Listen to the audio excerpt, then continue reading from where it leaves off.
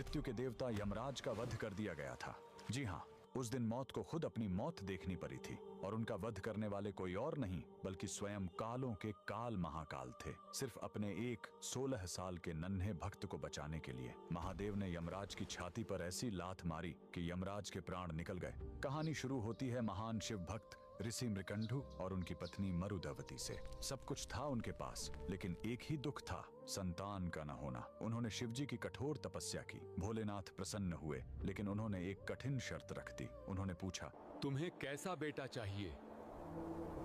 एक जो 100 साल जिए लेकिन मूर्ख हो, या एक ऐसा ज्ञानी बेटा जिसकी उम्र सिर्फ 16 साल हो? ऋषि ने पत्थर दिल करके कम उम्र वाला ज्ञानी बेटा चुना। घर में किलकारी गूंजी। बेटे का नाम रखा गया मार्कंडेय। मार्कंडेय बड़ा होने लगा, उसका तेज बढ़ता गया। लेकिन जैसे जैसे उसका 16वां जन्मदिन पास आ रहा था, माता पिता का रो रो कर बुरा हाल था। जब मार्कंडेय ने कारण पूछा और उसे अपनी मौत का सच पता चला, तो वो नन्हा बालक बिल्कुल नहीं घबराया। उसने कहा, मैं उस महाकाल की शरण में जाऊंगा जो मौत को भी बदल सकते हैं। वह घर छोड़कर एक पवित्र और सुंदर नदी के किनारे आ गया।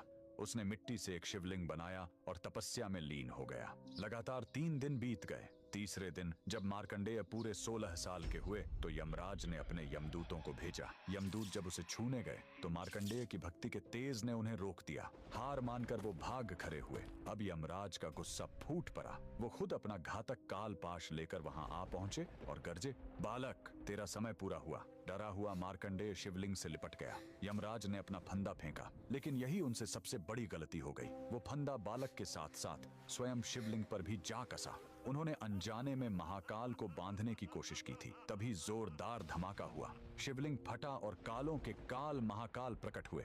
उन्होंने गरज कर कहा, मूर्ख, तूने मेरे भक्त पर वार करने की हिम्मत कैसे की? महाकाल ने एक जोरदार लात यमराज की छाती पर मारी और अपने त्रिशूल से वहीं यमराज का वध कर दिया। उस पल दुनिया से मौत खत्म हो गई। शिवजी ने मार्कंडेय को अमर होने का वरदान दिया। बाद में सृष्टि का संतुलन बनाए रखने के लिए उन्होंने यमराज को भी वापस जिंदा किया, लेकिन इस चेतावनी के साथ कि वो शिव भक्तों से दूर रहेंगे। उस